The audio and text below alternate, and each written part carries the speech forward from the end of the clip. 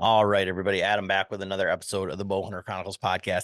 And today we're talking to a guy who, I had plenty of requests in the early days to bring on the podcast, and I was a little bit reluctant because it's just one of those things where you reach out to a random person B and say, "Hey, I have a podcast. You should be on it." And it's always a weird, like, first date type conversation there.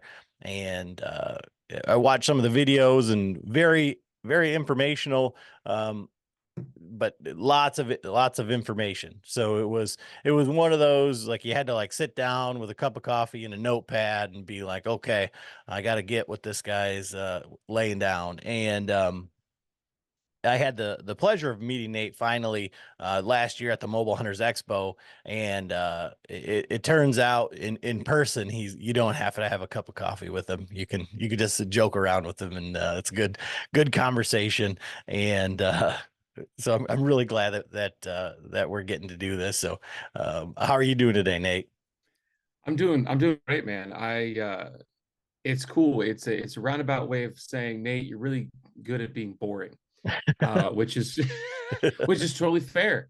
English teachers, we are known for being dry. We're known for being kind of boring. But no, I do. I mean, it's cool to be on the podcast. Thanks for having me out, man. It was a blast getting to actually meet you, put a name to a face in Kalamazoo there at the Mobile Hunter Expo last year. Was that July? And so it was like, yeah, I got to have you on the podcast eventually. And here we are a couple months later. So, yeah, it's been cool to be part of the YouTube scene, part of the podcast scene, being on with people and being able to meet great people and have cool conversations. And I'm looking forward to what we dive into today. So.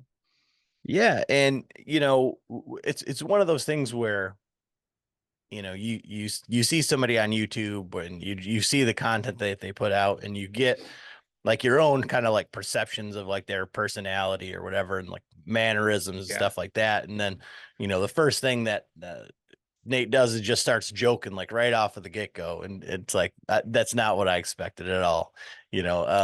Listen, There's dad's joke. That's just who we are. Like we're so just doing the same thing over and over and over again. As soon as a dad gets with another dad, it's jokes. It's time that we got to get out. so you let's talk about like your like hunting and maybe more so like your archery journey, because I feel like everybody has a whatever salt of the earth kind of uh introduction to hunting, whether it's like being outdoors or it was my grandpa or whatever. But archery is like a whole nother thing, and most people don't take it down the road of like, all right, well, I'm going to start my own shop now. They don't, they enjoy, there's the guys and having a shop, and we'll get into this, but that take their bow out 20 minutes before opening day, and they're like, it's probably still good. And they think it's a rifle. And then there's guys who have seven bows and all the sights, and they know every they grain match their fletchings and all that stuff. So like, how is your road into kind of archery and all of that? So to make a long story super short, I've always done some sort of competitive shooting. And I actually cut my teeth doing competitive firearms. I was a competitive air rifle and 22, we call small bore shooter. And, of course, here in Pennsylvania, we're a lot like Michigan. We do a lot of outdoor stuff, a lot of recreational archery, recreational shooting, hiking, camping, hunting, fishing, and whatnot. And so when I was 12 years old in the state of Pennsylvania at the time, you were allowed to start hunting. Now we have mentor stuff. You can hunt down to 5, 6 years old. If you can pick up a weapon, you can hunt with a mentor license. But at the time I was 12 and I had shot a bow, just kind of a little wheel bow, that every kid gets with the little fiberglass arrows and sticks into a hay bale and that type of stuff. And when I was 12, I started actually hunting with a bow for the first time. And Pennsylvania was 35-pound minimum, still is. And I was barely making that. And I was shooting old aluminum arrows and old Bear Razorhead broadheads and Magnus Stinger Bs. And I never killed anything until I was 14 with a bow. But it was just that first 2 years of experience of going out and um, it was 65 degrees out instead of freezing your butt off in gun season when it was -10 and slinging sideways. And so everything from competitive firearms to competitive archery and then into bow hunting has really just kind of fueled the fire for where I am now, owning my own shop. I work full time in the outdoor industry for Huntworth Camo. I go to all these big shoots around the Northeast. I get to travel around the Northeast and part of the Midwest to go bow hunting. So it's just been, a culmination over the past 20 years of where I started when I was just a kid. But in that, like, from that competitive side, because there's lots of guys that do, that are into sports or whatever, that competitive shooting, like, how does it differentiate rifle or air rifle um, to archery? And then I guess what are the parallels as well? So I mean, it was when I was shooting a competitive firearm, it's because I just kind of found out I was really good with my Red Ryder BB gun, in the backyard. And uh there was a gentleman who was close to us that was like, Nate should go join the local 4-H club. 4-H is a big thing across the upper Midwest and Northeast, obviously. And go join the 4-H club and see if you can join their firearm team. And so my dad took me, and we were in an old ROTC building on Penn State campus. I live about an hour from Penn State University, right here in Central PA, and took me to the ROTC building, and I shot. And one of the coaches there was like, "This kid." I didn't know what I was doing. I had no formal training. I just knew how to line up sights, how to breathe. I mean, I didn't know I would knew how to breathe, but I just did all that sort of stuff. And the coach was like, this is something that he could be doing for a while. So I actually ended up competing at several state and national and international level tournaments from the time I was 12 to 14 years old. And what that kind of taught me was that just because you don't hit what you're aiming at doesn't mean you're a failure. It just means it's something to grow on, because competitive firearms and crossbows, I could pick up the gun, you could pick up the gun, my daughter could pick up the gun, and that gun will always put wherever the crosshairs are at, right? And it's a huge learning curve then when people pick up a bow and they realize that their buddy's bow doesn't shoot the same for them, or just because the pin was on doesn't mean you were lined up in your peep correctly, you weren't pulling the bow all the way back, maybe you're torquing the grip a little bit.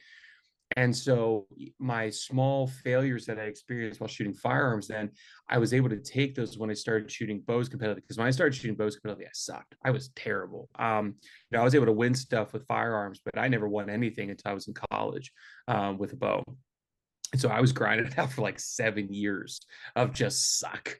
But when you're grinding it out through 7 years of suck, and it's because of the 57 things that you're doing wrong, the face pressure, the kisser, you're falling out of your peep, you're not pulling back all the way, grip pressure, wrong spine errors, whatever it may be, you're just learning. And it was starting off with a positive success with an air rifle or a small bore 22, and then being able to take, understanding that I still have success in archery, but it's not as immediate. I just need to keep getting over those small little humps. I just grew to love the sport more and more and more. And it made the successes all the much sweeter. Whether that success was a really good shot in the backyard or actually winning my first tournament, it just made it so much more rewarding knowing how much time and effort I had to put in to make myself better compared to when I was just shooting firearms. So from that angle and that, you know, 7 years of suck or whatever it was, um, uh, I guess what was the biggest hurdle that you had to overcome, or in that you see in shooters today that come through the shop, or that you see that are coming up through competitive archery? It's always about the mental game. Archery is 90%. The more I do this, archery is more and more 90% mental. And when I say mental, a lot of people think that means that's only what happens on the shot. Like you've already done a full draw, you already come to anchor, and that 90% is either squeeze or punch it, right? But realistically, it's 90% mental from the time you walk up to the shooting line, from the time you send your last arrow. That is all of that is 90% mental. So it's thinking about the constant repetition of we do the same thing each and every single time the same. So when I shot competitive firearms, and if anybody listening or watching has ever seen like the biathlon uh, firearm shooters compete, or anybody in the Olympics of anything, they're wearing these like super stiff body suits. It's really stiff Cordura and leather. And the whole purpose of that is once you get locked into a particular position, it's very difficult for your body to get out of that position. And the reason being is once you're locked into a nice, comfortable position and you're just pounding X's, you don't want to leave that position. Well, in archery, you're standing there in blue jeans and a t-shirt. You've got all the flexibility in the world. You have to be able to do stuff like that. And so it's, what do you do mentally that is so repetitive? It's that stiff leather suit that firearm shooters have. What is that mental stiff leather suit that keeps you doing the same thing over and over and over again? Um, so there are certain things like, like actually, like I shoot a handheld style release. So when I clip my release onto the D loop, where is the release in my fingers? Not like just feeling it, but like looking at it. It's a mental thing I check each and every single time. When I come back to full draw and I touch my face with my hand, thinking about that actual particular spot I'm touching each and every single time. It's just a constant mental game from beginning to end. It's not just the mental of, actually squeezing the trigger. So I think that was the continual self-awareness you have to have is really what separates, due to just pulling the bow out, 2 weeks before season in August, versus guys that are shooting year round, is the mental capacity to be aware of every single thing that they're doing every single time they pull their bow out of the case. And that, I think, really is what's that, and constant practice is really what separates the cream from the crop. So for myself, like right now, and I'll just give you an example, is so I'm working through target panic. I'm using a hinge. I'm messing around with the click and when it goes off and all that stuff. And what I find is that I can consciously get into like the first 10 shots. Like I can make the first 10 shots. It's like I have a clear head. I go in there, it clicks, and I'm like, okay, I've got my point of aim. And I'm like, okay, release pressure with my index finger. Like let the release creep, and then it goes off. But after about 2 rounds of 5 arrows, I get it there. And I don't know if it's fatigue or mental, or if I'm like, okay, now I know that I can do it. So let's speed up the process and just make it go off there. And then next thing I know, I'm past shooting. Right. And so for guys like myself, like, and you talk about like that repetition and that shooting all the time, and like, does it just take 10 years of suck to overcome that? Or like, what are some things that help you when you, like, let's say that we'll give an example of like you're on the stage at Lancaster, and I want to talk about that a little bit later, but you make a bad shot. And with a rifle, and that's one thing. Like when I was in the Marine Corps shooting, I didn't realize like exactly what you said. Like when I don't hit the target, it wasn't necessarily me. Like I was the guy that never adjusted my sights because I was on yesterday. Like I didn't adjust the windage 2 clicks. All my bullets were going in the exact same spot, but I was like, oh man, I must just be a terrible shooter, right? So in that sense, like when you're on at the level you're at now, when you make a bad shot, like how do you do that mental reset and like kind of maybe to work me through like what's going through my head where I can do it for 10 shots, but then after that everything goes to shit. I think that so we've all dealt with target panic, right? Target panic is the biggest thing, and that target panic can flower in a litany of different ways. But usually the biggest one is holding the pin on center. Like your brain panics when that pin's in the center and the bow's not going off. But target panic can also be in other ways of when you make a bad shot, it now causes panic that the next time you'll do the same thing again. And I will say that that is something I see a lot, as a shop owner, as a bow shop owner, I see a lot of new archers like, well, I didn't hit the center. Kids do this a lot. Well, I hit the center last time. Now I didn't hit the center this time. That's okay. Like Michael Jordan didn't make every free throw. Sure, he made a lot of them, but he didn't make every single one. He had to miss. What separated Michael Jordan from the rest of the NBA was A, he was a freak athlete, but B, his mental capacity to be like, okay, that was not a bad experience. That was a learning experience. And that's what happened to me at Lancaster. We could start diving into this. So at Lancaster this past year, I was shooting very well in qualifications. I was making super strong shots. I knew what was going on with my shot, and I shot very, very well. And then when I got eliminated the following morning, I made it through the first round. I got to the second round, and all I needed was a 10 to advance into the round of 8. But I knew exactly what happened. I made a soft shot. I'd come back to full draw. I wasn't pulling I mean, my pin was perfectly in the center. Everything was great. I squeezed to pull an arrow off, and I knew immediately because my hand basically stayed right here instead of having this big explosion like it usually does. Instead of stay at, go past my shoulder, it was right next to my ear still. And I knew I made a soft shot. And sure enough, I shot a 9 right down the bottom because I just didn't have all the draw length behind it. And instead of, flipping out and snapping an arrow over my knee and crying about it all the way home, I said that was a learning experience. That wasn't a negative experience. Sure, I got eliminated. And that archer, the other archer, Rob, ended up moving on. But it was a learning experience of, hey, if you want to get better at this next time you're here, remember not to do that. And I think that is something that has really been a weight lifted off me, a breath of fresh air. It's less about that was a negative thing. Oh, we've all probably seen the targets on Instagram. The center said, the center has like, do more of that. The next ring says okay, and then outside it's just like you suck, and then outside of that's like leave the range. So like depending on where you hit on the target, and it needs to be less like you suck. It's like, hey, you did something. What did you do that was different, or what did you do that felt uncomfortable, or what did you do that you felt wrong, and try not to do it next time.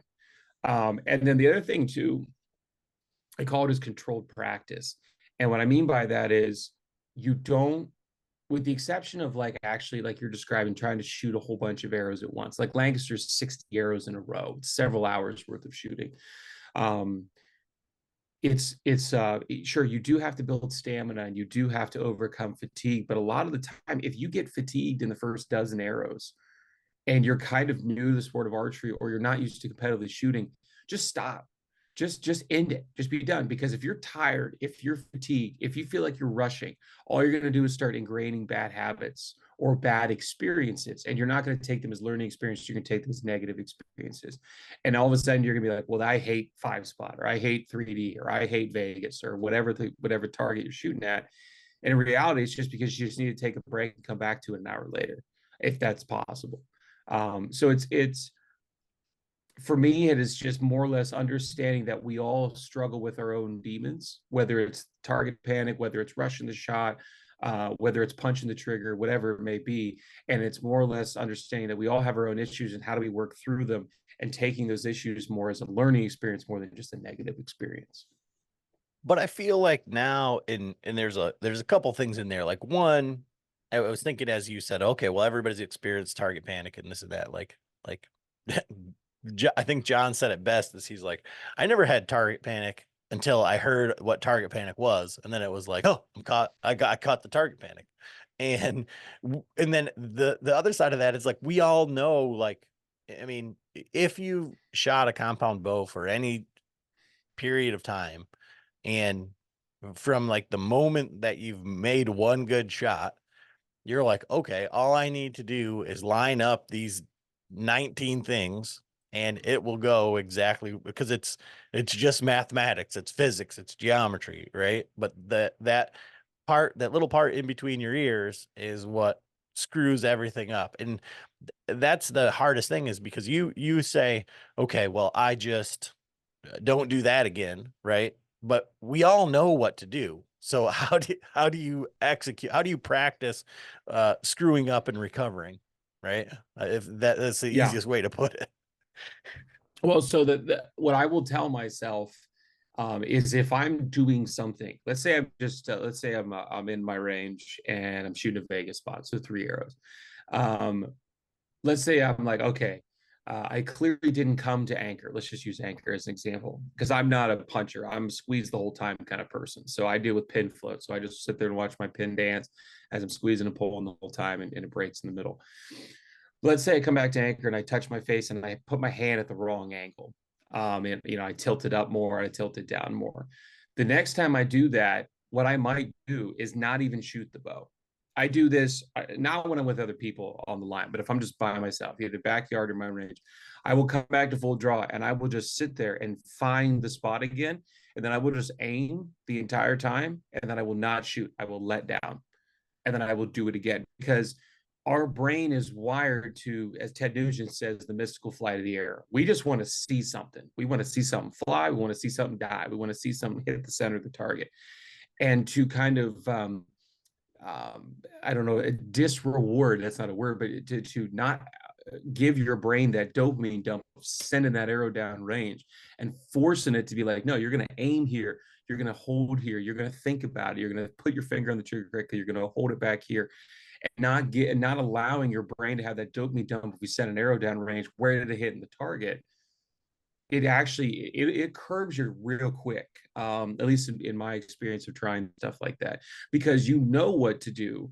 And if your brain's like, no, we just want to send the arrow, we don't care if we know what we're doing, and you're just going to keep sending arrows, you're just going to keep sending, that's why I say take a break, just stop, just step away from the bow, because your brain will tell you send the arrow, punch it, go for it, way more you can tell your brain, tell your body rather, to not move at all. So if you can tell your body to not move at all, you're just going to calm down, you're going to hold that pin as long as you can on target, and then you're just going to let it down, and then you let all the blood flow come back, shrug your shoulders a little bit, draw back, and do the exact same thing again, and deliberately hold off on yourself, punish yourself if you would, and not give that dopamine dump percent of the arrow, and see if, and then try to take a shot and see how it goes. And if it's crap, just walk away. Just, leave the gun, take the cannoli, as the Godfather. Just walk away, and because you're gonna create a habit right then and there that you're not gonna be able to get out of very easily. And now, I know we talked a little bit about it in about like the big stage, but what was funny is like, you were kind of like going live action, on your stories and things like that when you were shooting Lancaster, and our buddy Travis was shooting right next to you, and it was like, oh my God, Mm-hmm. and then Travis ended up taking fourth, and I don't know where this all starts, but John's like, oh, he took fourth, so he was like in the shoot off. So there's like a guy up there with a freaking microphone, like asking you questions and stuff like that. Like, have you been involved in something like that? I have not made it to the Lancaster stage. This year I finished 10th, so I missed it by one round. If I had gotten through and gone to the next round, I would have probably made it to the. Yeah, I forgot about Travis there with you guys. Yeah, he made it to the round of Final Four. It was actually cool. I think all four dudes in the Bowhunter class this year were all brand new to the stage. That hasn't happened in quite some time. And then Ethan Conway, who's like stinking 12 years old, won the whole daggum thing. But yeah, it's something I've not experienced on that level of pressure. I've won other shoot downs before, more local shoots, much, much, much smaller than Lancaster. I've won the Great American Outdoor Show down in Harrisburg. I won that in 3D last year. But it's not that. Sure, there's spectators, but there's not, several dozens and dozens of people in the audience, and then thousands at home on YouTube and television, watching you. So I've never been in that much of a pressure cooker environment. I one of our shooters that shoots in our shop, Kelly Weathersby, who makes beeline bowstrings out of Tyrone, PA. He was in the senior open finals, and so we went and watched him. And just sitting in the dark off to the side, I'm like sweating for him. I'm not even on the stage, so I can only imagine the type of emotions you feel when you're actually up there. PJ's got a microphone in your face, and you've got all the spotlight lit on you and music playing. Oh, I can't even imagine. So take us through that, like the registration process, the shooting of a Lancaster. Like, is that the biggest one that you've done? Have you done Vegas or anything like that? No, I don't go out to Vegas. Vegas is obviously the biggest indoor archery shoot in the world. Lancaster is the second biggest in the United States, only to Vegas. Definitely biggest on the East Coast, and it's only a couple hours drive from my house. I love going to Lancaster. It's great. They have it in Spooky Nook Sports, which is a huge, just indoor, all things sports facility there. We don't even we don't even fill up half of it when we're there, and we've got like 2,500 archers are shooting, all at once when we're there. So it's a huge facility. It's really nice. Of course, it's right there close to Lancaster and everything, so it's just a really accommodating part of Pennsylvania. If you're wanting to make the trip and you're not sure about it, do it. It is a wonderful place to go. It's a wonderful place to visit. It's not a hustling, bustling city. You could park in the middle of the road and the buggy would have to go around you. It's great. But in terms of Lancaster, just holds a phenomenal shoot. You register online. I think it opens up in like October, or shoots not until the following January. Um, but you can start registering in October. You pick a line, there's multiple lines, and you literally show up, you tell them your name, lady prints out a thing right there. You get a swag bag with all sorts of stuff, but it's so clean and simple. They have two huge practice halls. So what you see on YouTube is not where we practice at all. That's just for scoring. So there's actually two separate halls that have big shot targets in them that you can go and practice in as much as you want. You can, if you don't shoot till 4 o'clock in the afternoon, you can show up at 6 o'clock in the morning and send 3,000 arrows down range. You can do whatever you want. So super awesome in terms of the ability to go do that and practice right there on site. And then of course the shooting, a lot of people get very intimidated. They see it on, if they've never been to Lancaster, never been to a big shoot like that. You're elbow to eyebrow with people. You're right there, and there's just a row of 175 archers. And on the other side of the hall is another row of 175 archers, and it freaks people out. And for me, I actually personally love it. I kind of like the just you're another face in the crowd type feel. I don't know if it's kind of an anonymity thing, but you get to interact with the other people that are on your bail, people that are on bails next to you. There's 4 people on a bail at once, and it's kind of just a random who you're matched up with. So I had 2 guys shooting open, which is the long bars and lenses and all that sort of stuff. One of them was from England, so that was awesome to get to talk to a guy who flew across the pond to come shoot.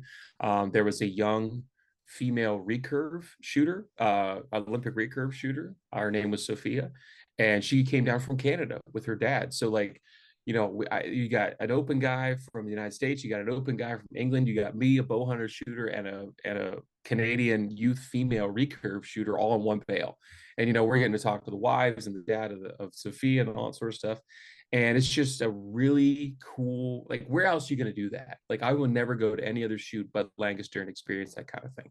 So you shoot your 60 qualification arrows. It takes you like 4 hours to shoot 60 arrows because it's just all the scoring on the iPads and everything in between. But it's just a really good time and just good camaraderie. And then the next day is where the real pain starts. If you make the cutoff in your division, Bowhunter's top 32. If you make the cutoff in your division, you go and shoot starting in the bracket style, and in Bowhunter they take the top 4. Other divisions they take the top 8. But yeah, it's is if you're on the fence about doing it, particularly if you're going to shoot an amateur class, just do it. Just really just do it. It is just such a rewarding shoot, such a cool place. See that many archers in one spot, because you just don't get that very often. And so break down a little bit that bow hunter class. What does that entail? Yeah, so the main 2 male classes are open and bow hunter, and so open is anything you want to do. Big arrows, scopes with glass in them, long bars, whatever the heck you want to shoot. There's no, you could have an 8-foot stabilizer. There's no rules against it. Whereas in bow hunter, it's much more constricted. Your sight can have 1 pin or multiple pins, but it can't have any lens in it. So you can't magnify the target like you can in open class. And all of your stabilizers out the front bow have to be 12 inches or shorter. And that includes all the weights and quick disconnects. So you can still shoot a target bow. Like I shot a 38, Athens Vale 38. It was blue and white. That's still legal, but all my stabilizers had to be short. So I had a 12-inch system out the front and 2 12-inch systems out the back with a V-bar. Lancaster lets you shoot 27s even though you are in bow hunter. Some other places restrict bow hunters to shoot 23s, which is what a hunting arrow diameter would be. So it's cool. I like shooting bow hunter a lot. I like, in our own shop here in Central PA, we have a bow hunter class for our league. We actually do classes for our indoor league here in Central PA, and so we get a lot of dudes that are just dudes is shooting a bow. They're just showing up. They're practically just unscrewing the prods and screwing field points in right before they go and shoot their score. They're just dudes who own a bow, multiple pin sight, index style trigger, and they're just happy to send an arrow down range. And so that's what the bow hunter class's roots are, the meat and potatoes are. At Lancaster, there was about 175-ish bow hunter shooters in our division. Men's open gets anywhere between 350 and 450. So there's definitely more open shooters than there are bow hunter, but it's a very stout competition. Bow hunter, it's still a lot of fun. And I shot very well with it this year, and I hope to I don't think I'll shoot Bowhunter again next year. I think it's time for me to move to open. But if you're looking to get into target archery, Bowhunter is definitely a great place to start. It's interesting. In the fact that you're like, okay, I want to move to open. Is it the amateur class open or is it pro? Because I mean, isn't open like where all the money is? So that's like saying like, yeah, I'd like to shoot against Kyle Douglas and Bodie Turner instead of like, Yeah. just regular Yeah. So I dudes. mean, no, they do. So they do have. So Bowhunter is always an amateur class. Bowhunter is always an amateur class, but then the biggest division is men's open, not men's open pro, just men's open. So these are amateur guys shooting open setups, and quite frankly, most of the time, that's just what a dude just shoots. Like that was his first introduction to target archery. My first introduction to target archery was the Bowhunter class. So I've always shot that. It's not like the Bowhunter class is inferior to the open class. Kind of to my own horn in it, but my qualification score this year with the Bowhunter setup actually would have put me in the top cut for the open. Like I could have taken my Bowhunter score, put it with the open guys at Lancaster and made cut. So it's not like Bowhunter, shooters are underneath open. It just so happens that most of the guys that shoot target, they just skip right over Bowhunter. They just go right and open. They want to try to get as accurate as possible, shoot all the bells and whistles as possible. But then from there, there's the jump then to, and the same thing was true with women's. There's also women's open, and then there's men's and women's open pro, and that's double the entrance fee, 2, 3, 4 times the money if you win, and that type of stuff. But yeah, there is a huge distinction between let me go shoot against Bodie Turner, Kyle Douglas, Jimmy Lutz, Levi Morgan, Danny McCarthy, that type of stuff. So yeah, my jump to open would just be amateur men's open. I don't think I'm ready for pro just yet. Okay. All right. I just wanted to, because I was just like, Maybe I oh, am, oh, and okay.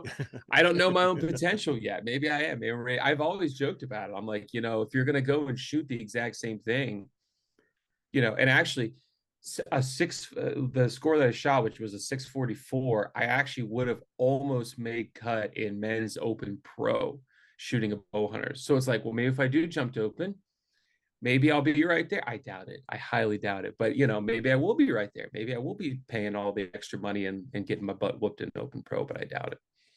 Well, I want to kind of circle back, but it all kind of ties into like equipment. When you said, well, I went and did my JROTC thingamajigger, and you said I'm really good with my Red Ryder BB gun. So you picture Mm-hmm. little Nate showing up to the air gun shoot with the Red Ryder, and then you've got the guys in the leather suits, and they got their pad laid out and all this stuff. With that in the competition realm, along with even just a hunting from owning an archery shop and shooting against the you know bow hunter class, seeing all of the open shooters and being aware of that world, and now considering the move over there, how much does equipment play in versus that little space between our ears versus practice, repetition, and confidence, right? Like, so Yeah. where does the equipment really take you to the next level? Yeah, that's a really good question because I get asked that a bunch. And you and I have talked about this separately, in personal conversations about, a budget bow versus an expensive bow, a flagship $1,200 versus a $500, $600 fully set up, say like bear archery bow. Where is that line, and where your floor and your ceiling, excuse me, your ceiling of your budget bow is at the floor of your target bow. Like, where is that? Does that exist, or does it really come down to what's between the ears of the archer? And I will say that there is a point where you can't buy points. That there is a point where you can't buy points, right? You can buy the new Matthews title, you can buy their $500 bars, but that's not, you've reached your ceiling at some point. I don't know what your number may be in terms of, let's just say you're a 290 shooter out of 300 on a Vegas face. Are you really all of a sudden going to jump to 330x? Probably not. But there is a huge thing to be said about finding a bow style that fits the way you shoot and fits. That is a bigger thing with raising your floor than pushing your ceiling. So I know, for example, so I tried to shoot the Matthews TRX last year. Matthews TRX has won more medals with Levi and Danny and Chris Perkins, and now Kyle Douglas is on fire, and all these pro level Matthews shooters are shooting Matthews TRX before the title came out and just slaying it, just laying it down everywhere. And I was shooting in Athens, my peak 38 at the time, and I was shooting it very well. I was like, I want to see what this TRX hype is all about. Set up a TRX, went and shot it a bunch, and I could not shoot that thing at all. Like, I mean, I saw an immediate dip in 3D scores, which is what I was shooting for at the time. I was not consistent enough on target in the backyard. And I very quickly discovered that the style of target bow that I like to shoot, and this correlates to hunting bows too, has, this type of cam system, this type of grip system, this type of texture on the riser. It doesn't have an overmolded grip. Are you shooting it right off the riser? Those things raise your floor. So, my floor with the TRX was a lot lower in points score than it was with my peak. With my, let's just say, if I was shooting a low 290s was my floor with my peak, my floor with that TRX was in the 280s easily. And so that means I was having these huge swings. I go from like a 288 to like a 297 to a 285 to a 297 or whatever. And when I would go to the peak, it was much more constant. It was much more stable. And so finding that bow style that works for you, regardless of price, is probably the number one factor that's going to lift your floor and push your ceiling in terms of what you're capable of doing on the indoor and 3D range. And if that style so happens to be a $500 bear bow with the way the grip feels, the way the back wall feels, with the way the draw cycle is, and that is just the bow that shoots the best for you, then oh my gosh, you just won the lottery, because you don't need $1,000 bow to shoot very well. But I will say that I don't think it has so much to do with the dollar value as much as it is actually not trying to put a square peg into a round hole, but find the bow system and grip style and cam style. Axle to axle length is huge, that actually suits your shooting style and how you shoot it best.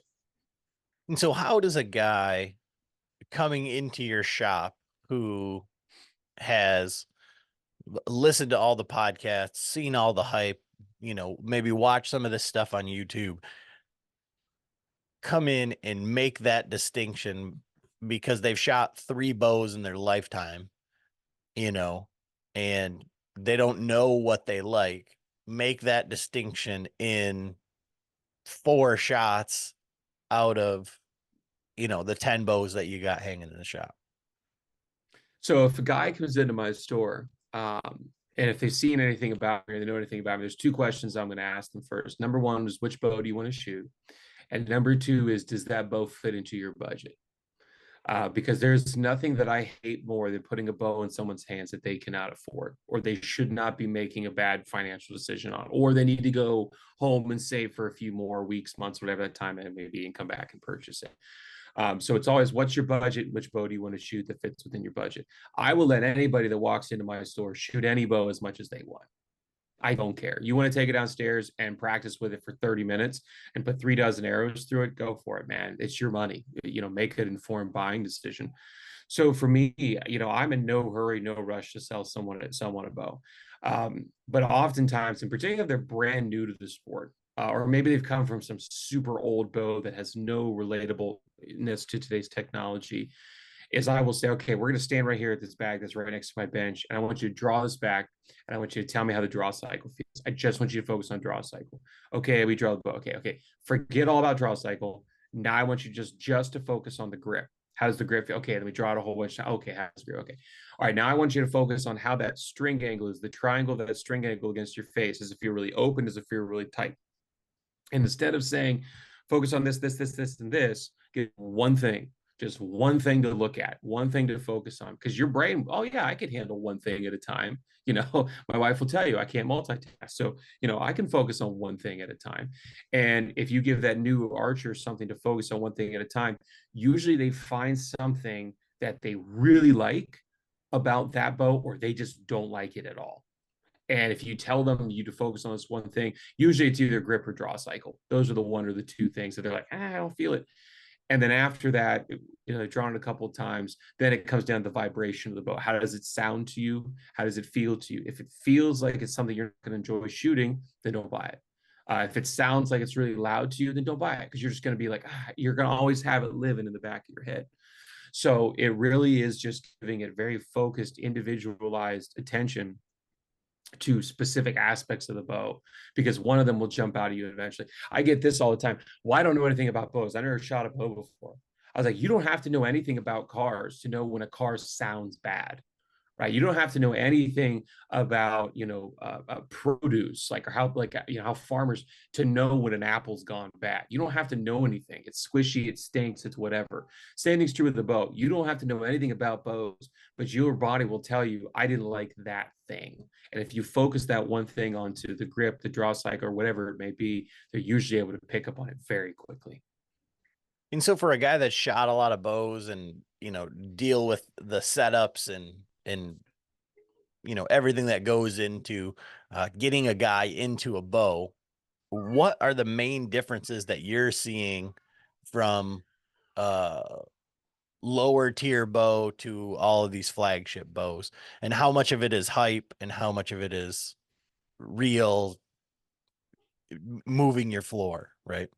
Yeah. Yeah. No, that's a great question, because I get that all the time then. Well, I really like this one and this one, but is this one going to be more balanced? Am I going to shoot better scores with this one? Okay. And sometimes you just have to look at the person and say, no, you won't, because I don't know. I don't know. What I will say, when it comes to the flagship bows versus, I pick on Bear. When I say pick on Bear, Bear is a phenomenal bow brand, make a lot of really awesome bows. I killed all my deer last year with the Bear Resurgence LD single cam. That thing was an absolute great shooter. Lots of great bows from Bear. When you pick up a Bear bow, and I tell people this, they're like, "What's the main difference between the Bear? Why is it $500 and this Matthews or Bowtech or Athens or whatever is like $1,200?" And what I most of the time I have them do is I say, "Come over here." I have them stand at the end of my bow rack, which is open. I say, "Look down the Bear side. You'll see that every riser looks exactly the same. The cutouts are the same, the lengths are this, everything's exactly the same." I say that's where your price comes in. They are normalizing and making it simple for production. What people don't understand is that it's not about cheapening the product, it's about simplifying the product and making it easier to machine, making it easier to produce, and making it easier to put in a box and ship out the door. You look at a Matthews riser, that thing looks like a cheese grater, a spaghetti strainer, and like a Walmart bag all crinkled up, all in a riser. It's insane the amount of machining time they have to have on that. So sure, you're getting a more polished product and a more quote unquote unique product with your flagship level bows. Maybe they have more color options. Maybe the cam is more skeletonized, so it's faster. Maybe they have some fancy tuning method on there, like Elite Set Technology, or Athens has the AccuTune on there. Or Bowtech's Deadlock. Maybe you have something like that on there, and you don't get it on a budget bow, but that budget bow is quite often what a company ran as a flagship level cam style or flagship level riser 5, 6, 7, 8 years ago. I mean, Bear is running right now the Alaskan and the Alaskan XT, or the Paradigm, is a Hoyt from like 2016. And the Hoyts of 2016 with that hybrid cam system was amazing. So why wouldn't it still be amazing in 2024? So it just doesn't have all the newfangled bells and whistles that Hoyt's come up with, or that Bowtech's come up with, or Athens has come up with. So those budget minded bows, sure, are they as quiet or as vibration free? No, it's not possible to make them that way, or they would be $1,200. But with your shooting a hunting arrow and you want a good quality produced hunting bow, there's nothing wrong with it. And actually, I really have been trying to make a video where I take my budget Bear and I shoot a Vegas 300 round with it, and I take my 15, 16, $1,800 Athens setup and I shoot a 300 round with it and see what the scores are, and really actually kind of get that baseline of really how much difference is there between the equipment and how much is between the ears of the monkey behind the bow. And so from that side, and we talked about this, I've got a whole thing about that that I would like to do as well. From that end, like, what do you think has been in that, I guess, just giving your analogy there, in that 8-year time frame from 2016 to 2024 now, what have been the biggest innovations or the thing that's moved the needle the most in the technology in the archery world? You've been able to see a lot of riser geometry is a big one, and it's subtle to the person who doesn't eat, sleep, and breathe the archery world. But when you add more mass to the riser, right, you obviously make the bow heavier, but then they're able to make the riser lighter but longer, which makes them stiffer, which makes the whole bow more vibration free, makes the limbs more parallel, which increases speed without having to increase draw weight. So the riser geometry and riser length has been a huge player. If you Matthews is a great example of this. If you go back to that 2016 timeframe, 2015 even, and look at the Z7 was almost shaped like Pac-Man. The riser was huge, had a whole bunch of reflex to it. Nowadays, their risers are basically a broom handle. They're just straight up and down. And the reason being is they were able to figure out the sheeting techniques to open up the bridging of the riser, make the riser lighter. They didn't need as much material. And then also makes the bow more stable and makes the limbs more parallel for more speed and for more vibration killing. So that was a huge part that has come about. Also, a second thing that's come around from a shop owner's perspective, and this is kind of a selfish thing, Matthew still isn't doing it, but the idea of rotating modules, which has allowed any bow tech on the planet to just pick up a bow, look at the module, loosen a couple of screws, rotate the thing to the person's draw length, and there you go. You know, for years, Hoyt, you had to be module specific. Matthews had to change out a whole cam. Prime, you had modules that you had to keep changing out. Elite, you had to put the bow on the daggum press to change out the modules on the thing. It was not okay up to about 2017. And then it has come to, we got rotating modules. Those rotating modules will have let off adjustment on it. Oh my gosh, you can do 70, 75, 80, 85, 90% let off on a cam. Quarter-inch draw length adjustments, cable stops and limb stops. I mean, it has gone from, this is kind of the bow as it is out of the box, and hopefully you can find it. If you need to sell it, you can find a module, to now that bow can see 6 different owners of 6 different heights and arm lengths and poundage needs and be totally fine. So it has made the sport more accessible. It has made the bows more enjoyable with that riser geometry. And then there's also the tuning stuff. Bowtech's done great stuff with tuning. Athens done great stuff with tuning. Elite's done great stuff with tuning. But tuning to the end user is less important as the actual ease of use with the bow. And that was what I was going to ask next, is about the tuning. Is like, does that make it more difficult for you as a shop owner, where you can set up a bow and then a guy goes home, watches a bunch of YouTube videos, messes around with all that stuff, and brings it back in and says, I don't know what's going on. I mean, that's kind of, I mean, at least before there was a barrier of entry where they either like blew their bow up and brought it in, or, they said, well, Nate, can you fix it? That still happens quite a bit, actually. Not the blowing up part, but like guys are like, all right, I'm like, all right, you bought an Elite, you bought an Athens, you bought a Bowtech, you need 2 Allen keys. Go home, watch the videos. I got videos on my channel about it. Go home, do it. And they still come back like 3 days later, like, I can't figure it out. I'm like, all right, let's take it downstairs and paper tune it. Happens all the time. But what it has made it simpler, obviously, is for the end user to try to, not break stuff, but, to try to tune stuff at home. But it makes it so much easier for me. If a bow does need shimmed, that's not, Matthews is still okay with the top hats, but like PSC or Athens old shims or Hoyt's old shim systems before they with the normal spacers was a huge pain in the butt. I mean, just awful. Like 5 or 6 things on each side. They're all falling into the bow press. They're all over the floor. You're on your hands and knees. It's terrible. Now that's all been rectified for a lot of these companies. And so it has made the ease of use as a shop owner to be able to help people quicker.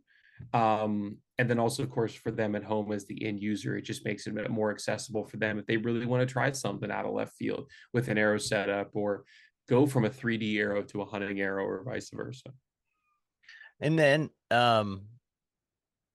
maybe give us a hot take on like a couple of dark horse bows that aren't necessarily talked about, that are great bows that, aren't the, the Matthews lift or the RX-8 or, something along those lines. And I couldn't, I was just in a bow shop last week looking at the bows, and man, that RX-8, I know, understand it's carbon, but man, $2,000. Like, I mean, you think I that the know. lift is like the, 1,300 bucks, 1,400 bucks, depending on, riser length and all that stuff. And I was like, oh, let's check out this RX-8. And I was like, oh, geez. Yeah. Yeah, the carbon bows have gotten super expensive. PC carbon levitate, the Hoyt carbon. Yeah, it's the Bowtech carbon, the Elite carbon. They're very expensive. They're very good. The Elite Era is probably my favorite one. I think it's also the more economically priced. I think it's in the 17, 18 range, maybe Oh, yeah, compared. I what mean, a it's still steal. very expensive. Yeah, it's better than paying 21, 22 for like the PSC knock-on levitate. But dark horse bows, man, there's a bunch of them. I have a real soft spot for dark horse things. Because I feel like anytime you can have a really high quality product that's a steal, that everybody else kind of just snubs their nose at, I'm like, yeah, let's do it. Um, I would say I'll try to pick one from a couple companies. The Bear Paradigm, love that bow. Absolutely love the Bear Paradigm. If you want, it's the Alaskan XT, just with a bigger cam. So it goes out to 32 inches of draw length. I'm a 31-inch draw length. The Alaskan XT, the new one, doesn't fit me. But the Alaskan XT Bear Paradigm, however you want to shake it, that's a hybrid cam bow. That's what Hoyt ran for, 20 years on every single flagship bow they had. It's got bridge risers to it, so it reduces a lot of vibrations. 33 inches axle to axle, which is a little bit longer for just a straight up hunting bow, but it's really nice. If you think about it, the Matthews Lift 33 is probably the more popular between the two models in my store. So if that can be popular for them, it can be popular for Bear too.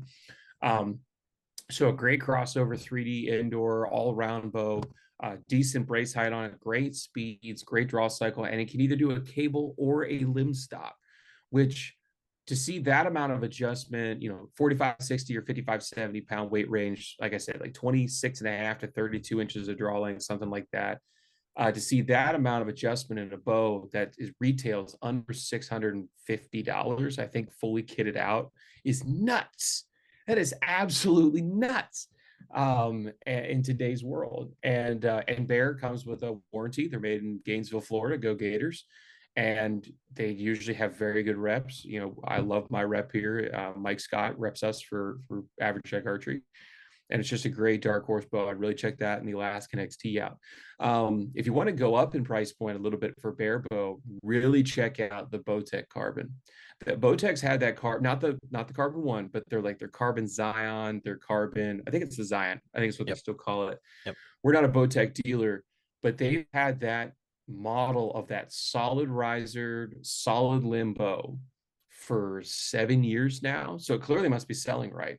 But usually it's a binary cam system. It's stupid lightweight. So all you backcountry guys, your out west guys, or guys who want to hunt on a ground blind, so you've got to hike deep on a public. It is a great bow. It is the most expensive. I think it's going to run you probably close to $700, if not a little bit more, just bare bow. But that bow is probably most. It doesn't have a whole lot of features to it, but your most just lightweight, taking a stab at the Matthews lift kind of weight in a hunting bow that's affordable. A lot of great options with that one. Trying to think. I think those would be my two. Elite makes the Terrain and Ember and Basin, which are all very solid platforms, but I would take the Bear over those just based on price point. But they're just really good stuff. Oh, that's what I wanted to say. For everybody that's looking to do the fancier systems, like your integrated stuff, like your integrated rest, your integrated sights, your integrated that type of stuff, you got to check out the QAD R2 and the IMS from limb driven rest from Trophy Ridge. Those two rests come way in under the price point of the normal integrated stuff. The Bears offer an integrated system, Elites offer an integrated system, PSC. Those things are really good accessories that allow you to use all the integrated things without having to spend $250 or $300 on a stabilizer or something stupid like that. Definitely check those out. Yeah, it's funny that you say that, because that I've been running that Carbon Zion for the last 3 years, I think. And before that, I Yeah. had the Diamond Deploy, which is just the even more of a bastard child of that. It's just the cheaper. It was the old um Carbon Icon before they went to the binary cam. So it Yeah. was like the original Carbon Icon, and then they just branded it for Diamond. And then I had a Carbon Knight as well. And same thing. It's just like a utilitarian bow. I mean, it's just simple for people anybody can work on. I'm not taking it to, any dealers not going to look at that and be like, oh, we don't work on those here. It's like simple technology, easy Yep. bow. It's been around forever, so people are familiar with the setup of it.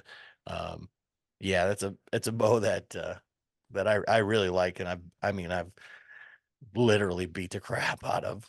Yeah. Um, And I'm not just saying I knew you owned that boat. I'm not saying that because we're on the show. It's truthfully, that kind of bow or the Alaskan XT, it's those are probably your best options for taking a stab at your high dollar bows. Those are really the two that I've shot that I have experience with that are taking a stab at that $1,000, $1,200 boat market that cost half as much. There's that there are a boatload of other budget bows out there that are better priced than those, but they are not taking the same level of stab, in my opinion, at that $1,000 bow compared to what those two models are currently doing.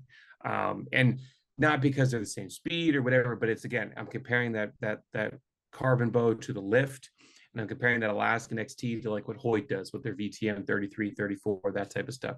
It's the exact same type of idea, just taking punches at it for 50% of the cost. So, real quick, what is the best um tuning system that's out there that's integrated into the bow? So there's a few different companies that have it. Which one do you think is the most beneficial or easier to use, affords the most features or tunability? So the three out there right now are the Elite with their set technology. Bowtech has their deadlock technology, and then Athens this year introduced their AccuTune. So all of those are what I call shimless, pressless tuning technologies. So they allow you just with Allen keys to tune the limbs, to tune the cams without having to press or any fancy tools or anything like that. I have owned multiple Elites in the past, starting with the Cure and the Result that had the site technology. And that stuff was great. That was awesome stuff. I've shot a bunch of Bowtechs. I never owned one. I've done a lot of work on them, but that deadlock technology is also really good. Loosening up an Allen key, that's a set screw, tuning the cams right there on the axle. It's great. Then Athens this year came out with their own version of that kind of on the axle tuning kind of method. Botex is exterior to limb and uses a much smaller. It uses a 3/16 axle, whereas Athens uses a 1/4 inch axle. So it's a beefier integrated system. It's actually part of the limb on the inside. And it has all the witness marks and detents, so it actually clicks through, and you actually can see exactly how far you've moved the cans, both top and bottom. So Elite doesn't have witness marks, like how much or where it's sitting. So, for example, if a person from the factory doesn't set it exactly the same when they put it in the box, and I've seen it on Elites that have come into the shop, sometimes it's already cocked really goofy when it shows up to the store. You've got to reset it, or you forget to reset it. Customer tips takes home an untuned bow. Bowtech system, like I said, I never owned it, but people have been talking about how it's stripped out a couple of times, or maybe it just wasn't as robust as they thought it was. I have no experience with that, so I'm not going to pass judgment on it. But that Athens system, with having all the witness marks, the sight windows that are on it, so you can actually see exactly how far over you've moved it, and I think it's like 5 thousandths per click. I mean, it's nuts. That has been great. I've tuned now 3 or 4 bows with it. My Veil 38, which has it, that I got this year and shot at Lancaster, tuned it up with a 27, 23 and a standard diameter hunting arrow. No problems. If you're in the market for a high-end flagship bow that has that kind of quote unquote shimless, pressless technology, definitely give the Athens Axis, which is their hunting line, or the Veil, a look. I think it's really worth the time and effort. All right. All right. Anything else on bows that you think is a valid addition to this conversation? If you're looking to go shoot a bow, shoot them all. And I say that, I tell it to everybody. You can shoot every single thing that's on my wall. Don't make a decision about what you're going to buy before you go and buy it. Don't say, okay, I'm going to go buy Matthews and I'm going to go try it out first before I buy it. Well, you don't need to try it. Just buy it. If you've already made that decision, let the bow kind of pick you. Take the day of it and genuinely give it a shot, because you might be surprised with yourself what bow you're exactly going to go with. I see it every single day. Oh, I think I'm going to buy this, but I want to try this one out too. Okay. And then a lot of the times they go with the other one they wanted to try out too. So let the bow kind of work with you, pick it. Don't have a full premonition thought, because it probably won't come true. Okay. Well, I know you're going to have to get back to work. I've been doing my best to keep you out of work, but you want to talk about what it is you do now for a living? Yeah, so I work for Huntworth Camo out of Pittsburgh, PA, and so I'm the marketing media coordinator. I manage all of our pro staff. I do a lot of analytics behind the scenes, a lot of product development, and getting ready to launch new products and new things. And it's a really exciting opportunity. I left teaching back in August of 2023 to do this, and so I work for Huntworth full time. Neil and Karen are wonderful people. They've been in business for 20 years, right there in the heart of Pittsburgh. You can literally throw a rock into the Ohio River from their facility there in downtown Pittsburgh. So it's as grassroots American dream as you could get. And I'm very, very proud and very honored to be a part of that, and being able to be part of a family of brand that represents a lot of what Average Jack Archery is about, and a lot of what I'm just about as a person. Just hard work, pick yourself up by your bootstraps, make the money yourself, and make high quality clothing and that people can afford and that people can actually enjoy and feel proud. And we making two great patterns, as everybody knows. I mean, you're wearing Disruption right now. Actually, I think I have a Disruption vest behind me. Yeah, which is blurred out by the camera, but we make Tartan as well. It's just really awesome gear that we take great pride in giving to our customers across the globe. So let me turn the tables on you, and why don't you give me your elevator pitch on what does Huntworth mean? But before you do that, I just thought of something. Looking at your sweatshirt there with the Average Jack and being at ATA, and a bunch of people were like, "Oh yeah, that's Nate Sellers." Yeah, but I just call him Jack. I always call him Jack because he's Average Jack Archery. Like I didn't even know his name for the longest time.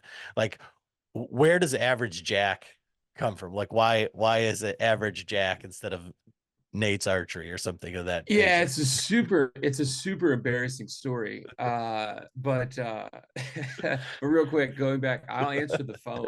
I'll answer the phone in the shop all the time. Average Archery, this is Nate. How can I help you? And I'll do that. And the guy will be like, "Hey, Jack," like he just runs right past the fact that I said my name was Nate. Or I'll be like, "Average Jack Archery, how can I help you?" And they'll be like, "Hey, is this Jack? I need to talk to Jack." I'm like, "No, I am Jack." "Oh, okay." I said, "No, my name's Nate though." But come on. So super embarrassing story wise to Average Jack Archery. When I was in middle school, like a good little boy, we all were playing Xbox 360 and Battlefield and Call of Duty and that type of stuff. And so you got to go online and play with your friends. And I was terrible at the games, and I wanted my gamer tag to be an average Joe, right? Because I'm just a terrible gamer. Well, of course, that was already taken. So was the next J name I thought of an Average Jack, and sure enough, that gamer tag was not taken. And so since I've been like 14 years old, 13 years old, I've had an Average Jack as my Xbox gamer tag. I don't play anymore, but that stuck with me. So when I started the YouTube channel in 2014, I was like, well, Average Jack Archery, let's just go with it, and it works out great. It works out great. So yeah, it came from a freaking Xbox 360 gamer tag. It's a true story. Nice. So, from your marketing genius side, your new livelihood, all of this stuff. What so your elevator pitch on guys who don't believe me, now they'll believe the marketing guy from Huntworth. What are the biggest attributes, or what is Huntworth in a nutshell? What I say about Huntworth is that Huntworth is for every hunter and for every hunt. I don't care who you are, where you are, what your financial status in life is, what kind of game species you're hunting. We make clothing for you on your level. And then it's for every hunt. So whether it's out of your back 40, hunting a whitetail, whether you're on the game lands chasing turkeys, whether you're out in the mountains of Colorado chasing elk, we have gear for every hunter and for every hunt. Two great patterns: lightweight, midweight, heavyweight. Our heat boost technology is really innovating what warmth should be compared to bulk in a garment. Windproof, waterproof, you name it, we have it all. And we're doing it all with our mindset of, we're born and raised in Pittsburgh, if you will, and the blue collar grassroots community that Pittsburgh is. And so understanding that, we were kind of forged through that fire. A lot of the hunters out there are also forged through that fire. We don't all have six-figure jobs and live in giant mansions and drive fancy cars. We really do have to watch our paycheck. We have a wife or husband and kids to feed and everything else. And we want to have that. We're not interested so much in the bottom line, the bottom dollar, as much as we are making sure that those people that resonate with us the most have quality clothing they feel proud in, that they feel comfortable in, they feel warm in, they feel dry in.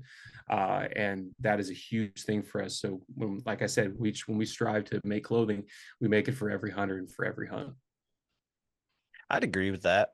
Like I say, I've beat the crap out of it. I'll just tell you right now. Oh And yeah, it's absolutely.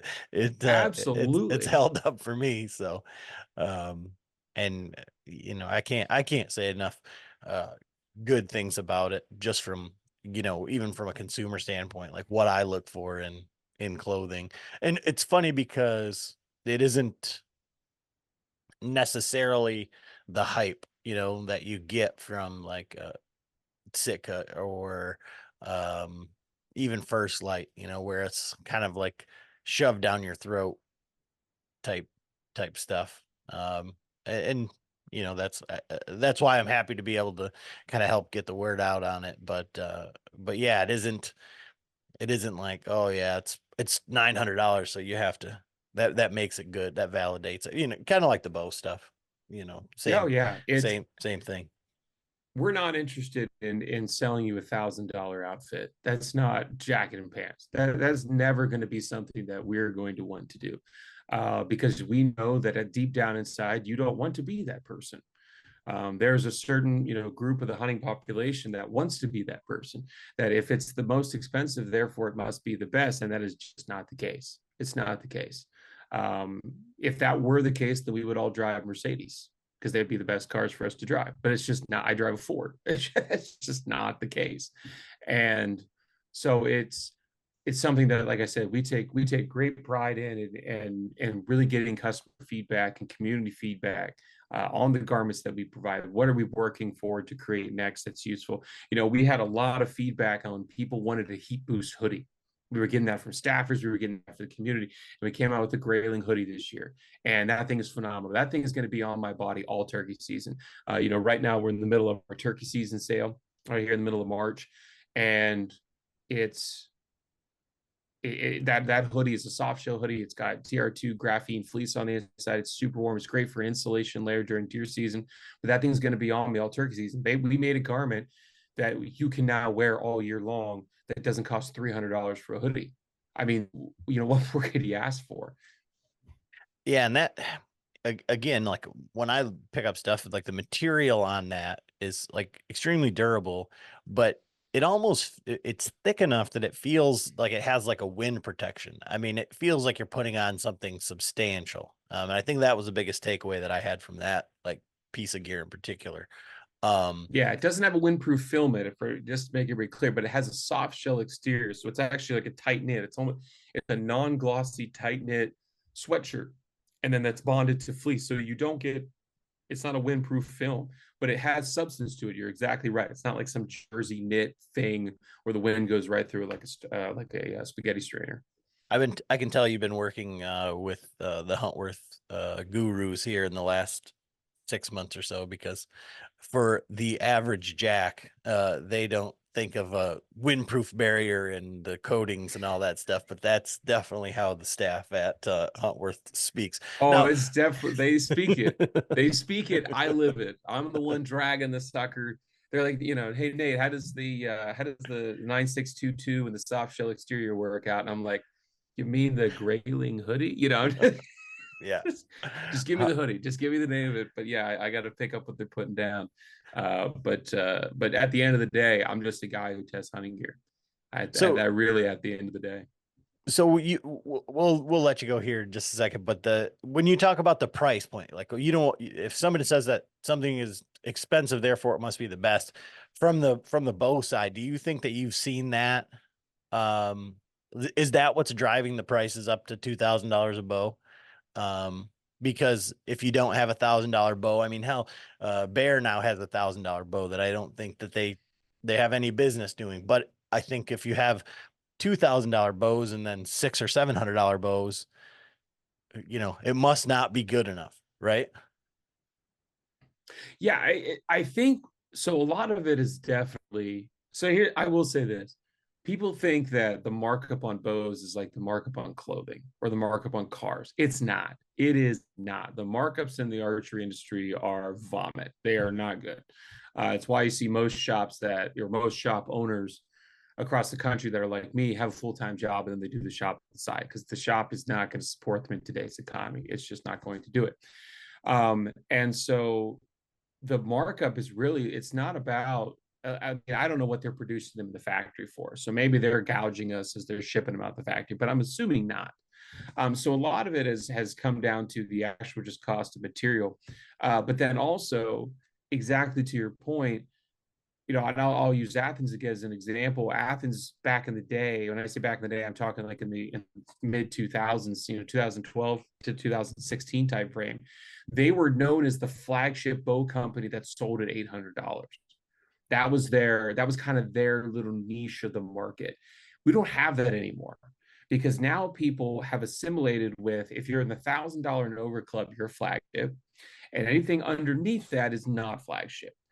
And we've actually kind of grown out. The elite terrain is actually one bow, and the carbon Zion, to an extent, if it wasn't so daggum light, would probably be in the same category. The elite terrain is a great bow, but I think it's like $750 fully loaded, almost $800 fully loaded. Well, people are like, well, why is it $800? What corners did you cut? Why didn't it make the cut to be a flagship level bow? It's clearly not cheap enough as your cheapest bow. Okay, I get that. So what is it missing that I could have if I just saved an extra $300, $400 and went with the flagship? So it's kind of, we've kind of, as a market and as a society, have gotten rid of that mid-price, that upper mid-tier bow, just based on the fact that we feel it's either this or it's this. It's very black and white. And I think that's not for the better of the archery industry. I really would love to see options from 400 to 1400 and everywhere else in between, because you're going to eventually start having the groups of people that can afford one or the other are then going to start pointing fingers at each other. And that's never good. That is never good for any industry, in particular the archery one. Yeah.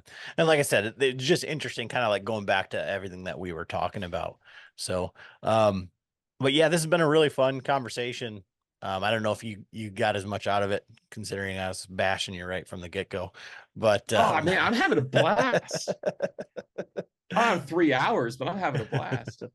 but so where can people follow along with like what you're doing and like the shop, all of that stuff? And I believe one of the few shops that's open on Sundays in PA, right? So We are not very much is going on in Pennsylvania on a Sunday afternoon, 6. So we are open. You can't hunt, but you go to the bow shop. So yeah, you can find us Average Jack Archery on socials, Facebook, Instagram, so on and so forth. You can find us averagjackarchery.com. You can check us out there, get a hold of us. We do work for everybody.